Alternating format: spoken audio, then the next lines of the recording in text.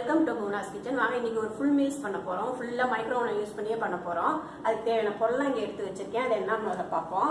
முதல்ல நான் பண்ண போற ஐட்டம்ஸ் முருங்கைக்காய் கத்திரிக்காய் போட்டு புளிக்குழம்பு, குக்கும்பர் சாலடு, புடலங்காய் பொரியல், கீரை மசியல். இந்த 4 ஐட்டம் பண்ண போறோம். 4மே நம்ம மைக்ரோவேவ்ல தான் பண்ண போறோம். முருங்கைக்காய் கத்திரிக்காய் குழம்புக்கு தேவையான காய்கறி, வெங்காயம் எல்லாம் எடுத்து வச்சிருக்கேன். புடலங்காய் பொரியல், புடலங்காய்க்கு தேவையான காய் நறுக்கி வச்சாச்சு. தாளிக்கிறதுக்கு தேவையான எல்லா பொருள், சாம்பார் பொடி, மஞ்சள் பொடியிலேருந்து பெருங்காயத்துலேருந்து எல்லாம் எடுத்து வச்சாச்சு. கருவேப்பிலை, கொத்தமல்லி, கீரை மசியலுக்கு கீரையை ஆஞ்சி கட் பண்ணி வச்சாச்சு.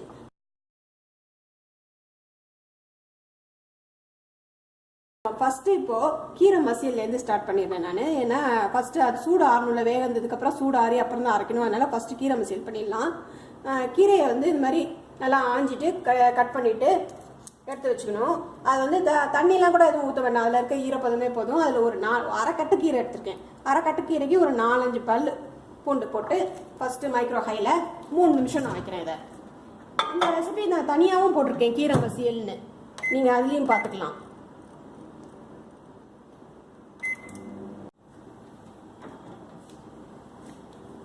கீரையும் பூண்டும் நல்லா இருந்துருச்சு. பூண்டோட வாசனை நல்லா வருது. இப்போ இது சூடாறணும். சூடாடுற வரைக்கும் நம்ம வெயிட் பண்ணுவோம். முதல்ல இதை எடுத்து உரமா வச்சிருவேன் சூடாடுறதுக்காக. இப்போ அடுத்தது நம்ம பூண்டு ரசம் பண்ணலாம். பூண்டு ரசத்துக்கு தேவையானது பூண்டு, மிளகு, ஜீரகம், ஒரு வரமிளகாய். இதை நம்ம முதல்ல மிக்சி ஜாரில் கரகரப்பா பொடிச்சுக்கணும். பூண்டு தோலோடையே போட்டுடலாம். நல்லா ஃப்ளேவர் நல்லா இருக்கும். பூண்டு குழம்புன்றனால இதுக்கு பூண்டு தான் டாமினேட்டிங்காக இருக்கணும். அதனால பூண்டு நிறைய, ஒரு முழு பூண்டு போட்டிருக்கேன். ஒரே ஒரு வரமிளகாய். காரம் ஜாஸ்தியாக வேணும்னா போட்டுக்கோங்க. குழந்தைங்களுக்கு கொடுக்குறீங்கன்னா மிளகாயை அவாய்ட் பண்ணிக்கோங்க. மிளகு ஒரு 10, ஜீரகம் ஒரு 2 ஸ்பூன். இதை கரகரப்பாக பொடிச்சுக்கணும். பாருங்க, பூண்டு ரசத்துக்கு தேவையானதெல்லாம் கரகரப்பாக நம்ம பொடிச்சு வச்சாச்சு. அடுத்த ரசத்துக்கு தேவையானதை ப்ரிப்பரேஷன் பண்ணிடலாம். பூண்டு ரசத்துக்கு இப்போ நான் முதல்ல தாளிச்சுக்கிறேன். 1 ஸ்பூன் இல்லை 2 ஸ்பூன் அளவுக்கு எண்ணெய் ஊற்றிட்டு, கடுகு 1/2 ஸ்பூனு, உளுத்தம்பருப்பு ஒரு 1/2 ஸ்பூனு, பெருங்காயம், கருவேப்பிலை கொஞ்சமாக, அப்புறம் இறக்கி வச்சு கொஞ்சம் கருவேப்பிலை போடலாம். தாளிக்கும் போது போட்டால் ஒரு நல்ல ஃப்ளேவர். இதை ஃபர்ஸ்ட் நம்ம தாளிச்சுக்கலாம்.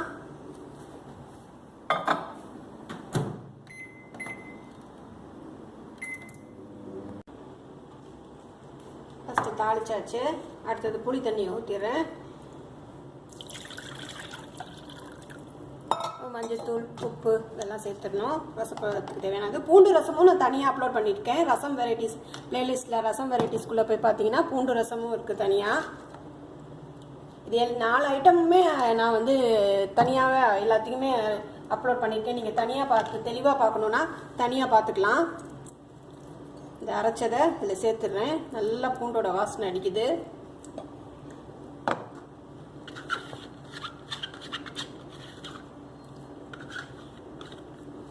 ஒரு தக்காளி ஒரு 30 செகண்ட்ஸ் மைக்ரோ ஹையில் வச்சு எடுத்துருக்கேன்.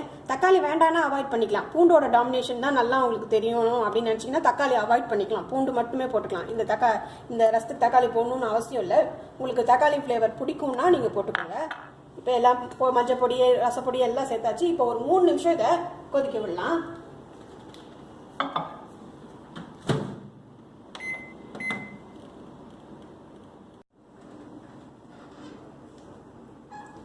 பூண்டு ரசம் நல்லா கொதிச்சிருச்சு. பூண்டோட வாசனை நல்லா கமகமன்னு வருது. இப்போ கருவேப்பிலை, கொத்தமல்லி போட்டால் ரசம் ரெடி. கருவேப்பிலை கொஞ்சம், கொத்தமல்லி கொஞ்சம் போடுறேன். இந்த வீடியோ நீங்கள் தனியாகவும் பார்த்துக்கலாம். ரசம் வெரைட்டிஸ்குள்ளார பூண்டு ரசமும் இருக்குது. இது தனியாக இப்போ எடுத்து ஓரமாக வச்சுருவேன். அடுத்தது நம்ம புளிக்குழம்பு பண்ணலாம். புளிக்குழம்புக்கு முதல்ல நான் தாளிச்சுக்கிறேன். இதுக்கு நல்லெண்ணெயில் தாளிச்சா நல்லாயிருக்கும். நான் நல்லெண்ணெய் தான் எடுத்திருக்கேன். நல்ல தாராளமாக கொஞ்சம் எண்ணெய் விட்டுக்கணும் அதுக்கு புளிக்குழம்புக்கு. ஃபஸ்ட்டு தாளிச்சுக்குவோம். கடுகு, உளுத்தம்பருப்பு, வெந்தயம். புளிக்குழம்புக்கு வெந்தயம் தாளிச்சா டேஸ்ட்டு ரொம்ப நல்லாயிருக்கும். ஒரு வரமிளகாய் கிள்ளி போடுறேன். நீங்கள் காரம் வேணும்னா போட்டுக்கோங்க, வேண்டாம்னா விட்டுடலாம். அது பெருங்காயம், கருவேப்பிலை. இதை ஒரு 40 செகண்ட்ஸ் நான் வச்சு எடுக்கிறேன். இந்த ஐட்டமும் நான் தனியாக அப்லோட் பண்ணியிருக்கேன். குழம்பு வெரைட்டிஸ்குள்ளார பார்த்தீங்கன்னா புளிக்குழம்புன்னு இருக்கும். இந்த ஐட்டமும் தனியாக இருக்குது.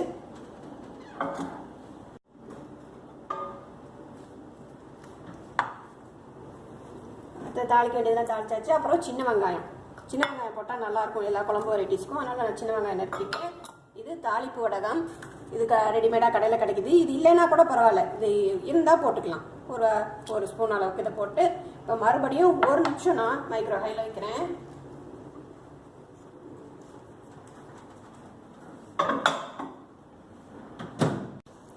நல்லா வதக்கிடுச்சு. இப்போ வதக்க வேண்டியதெல்லாம் நல்லா வதக்கியாச்சு. அடுத்து கத்திரிக்காயை மட்டும் சேர்க்குறேன். இப்போ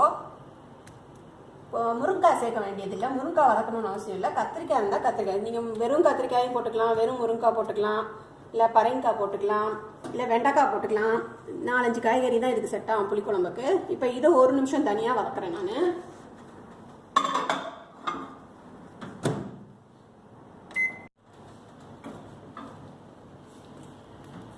கத்திரிக்காயை போட்டு வதக்கியாச்சு. அடுத்தது புளி தண்ணியை நம்ம சேர்த்துடலாம் குழம்புக்கு.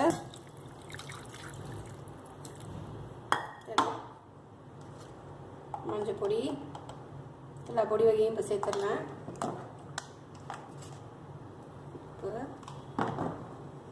சாம்பார் பொடி நான் தனியாக அப்லோட் பண்ணியிருக்கேன். பொடி வெரைட்டிஸில் பார்த்தீங்கன்னா நீங்கள் எல்லாம் கடையில் வாங்கினா குழம்பு மிளகாய் தூள் கூட இதுக்கு கரெக்டாக இருக்கும். இதை நல்லா கலக்கி விட்டுக்கணும்.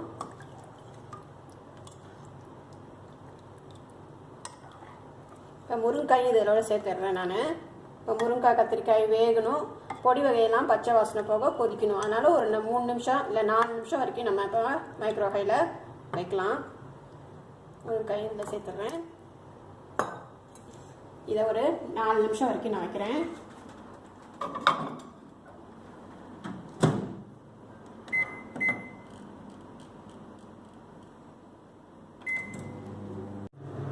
குழம்பு ரெடி ஆகிறதுக்காட்டி நான் குக்கும்பர் சாலட்டை செஞ்சிடலேன். குக்கும்பர் எப்படி வேணாலும் நீங்கள் கட் பண்ணிக்கலாம், பொடியாவோ பெருசாவோ கட் பண்ணிக்கோங்க. அதில் சால்ட்டு, ஊற வச்ச பைத்தம்பருப்பு ஒரு கைப்பிடி.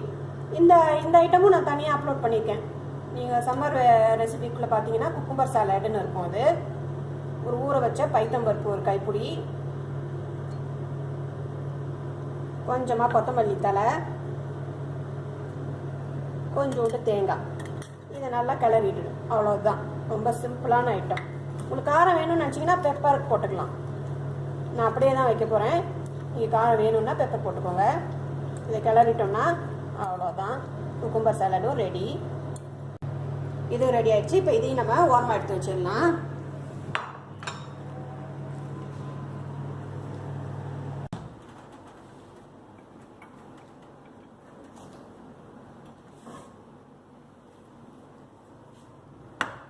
நல்லா கொதிச்சிருக்கு. பொடியெலாம் பச்சை வாசனை போயிருக்கு. ஆனால் வந்து காய் இன்னும் வேகலை. காய் இன்னும் நல்லா வேகணும். அதனால் நான் திருப்பியும் ஒரு 4 நிமிஷம் உள்ளே வைக்கிறேன். காய் நல்லா வேகவே இல்லை. திரும்பவும் ஒரு 4 நிமிஷம் வைக்கிறேன். உங்கள் மைக்ரோ ஓவனில் எவ்வளோ நேரம் அதை தகுந்த மாதிரி பார்த்து வச்சுக்கோங்க. குழம்பு ரெடி ஆகிட்டுருக்கு. குழம்பு ரெடி ஆகிறதுக்காட்டி நம்ம சாதம் வச்சிடலாம் குக்கரில். எவ்வளோ அரிசி தேவையோ அதில் வாஷ் பண்ணிட்டு 3 பங்கு தண்ணி ஊற்றிட்டேன். தண்ணி ஊற்றி குக்கரை போட்டோம்னா விசில் வச்சிட்டோம்னா 5 விசில் வந்தால் இதுக்கு கரெக்டாக இருக்கும். ப்ரெஷர் குக்கர் அவ்வளோதான். இது 5 விசில் வர வரைக்கும் நம்ம வெயிட் பண்ணோம்.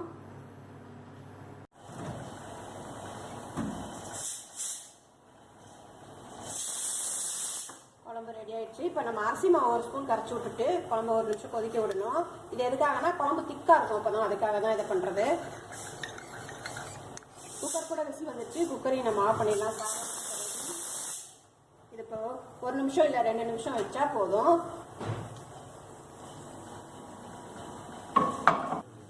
குக்கர் 5 விசில்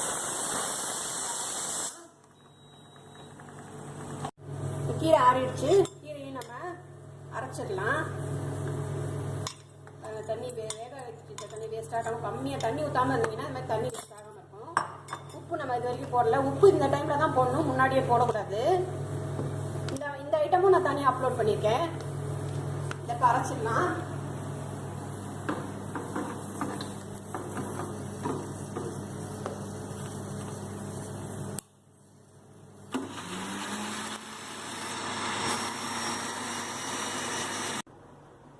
கீரை மசியலும் ரெடி.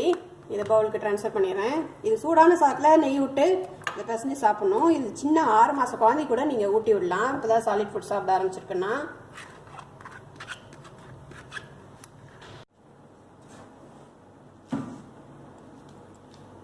பாருங்க, குழம்பு இப்போ அரிசி மாவு கரைச்சி விட்டேன், கெட்டி ஆயிடுச்சு. குழம்பு இப்போ ரெடி. நல்லா கொஞ்சம் கருவேப்பிலை போட்டோம்னா குழம்பு ரெடி. இதை எடுத்து இப்போ ஓரமாக வச்சிடலாம். அடுத்தது நம்ம புடலங்காய் பொரியல் தான், அது ஒன்று தான் பாக்கி, அதையும் செஞ்சிடலாம்.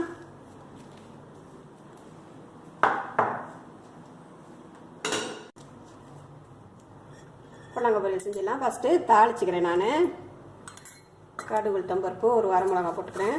புடலங்காய் பொரியலும் தனியாக நான் அப்லோட் பண்ணியிருக்கேன். ஆனால் அது மைக்ரோவனில் போடல, சாதாரணமாக தான் போட்டிருக்கேன். அதே ப்ரொசீஜர் தான் இதுக்கும்.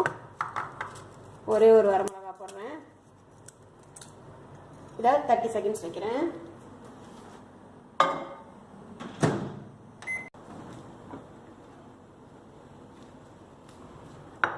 இப்போ புடலங்காய் இதில் சேர்க்குறேன். புடலங்காயை நறுக்கணுன்னே பருப்பு ஒரு கைப்பிடியும் உப்பு ஒரு ஸ்பூனும் போட்டு ஊற வச்சிட்டேன். இது எதுக்காகனா உப்பு போட்டு ஊற வச்சிட்டோம்னா புடலங்காய் சீக்கிரமாக ரெடி ஆகிடும். அதுக்காக இந்த மாதிரி பண்ணிடுறது. டேஸ்ட்டும் நல்லாயிருக்கும். இந்த மாதிரி நம்ம பண்ணும்போது உப்பும் பருப்பும் போட்டு ஊற வச்சுட்டா நல்லாயிருக்கும்.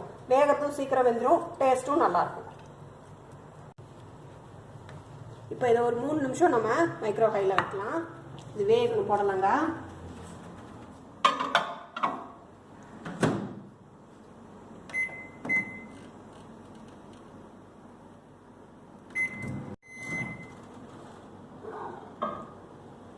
பாருங்க, புடலங்காய் பொரியல் ரெடி ஆயிடுச்சு. மொத்தம் எனக்கு 10 நிமிஷம் ஆச்சு. உங்கள் மைக்ரோவனில் எவ்வளோ நேரம் ஆகுதோ தகுந்த மாதிரி வச்சுக்கோங்க. இப்போ தேங்காய் பூ போட்டுட்டு கொஞ்சம் கொத்தமல்லியும் கருவேப்பிலையும் போட்டோம்னா ரெடி புடலங்காய். கேதாரி விட்டுறேன். அவ்வளோதான், புடலங்காய் பொரியல் ரெடி.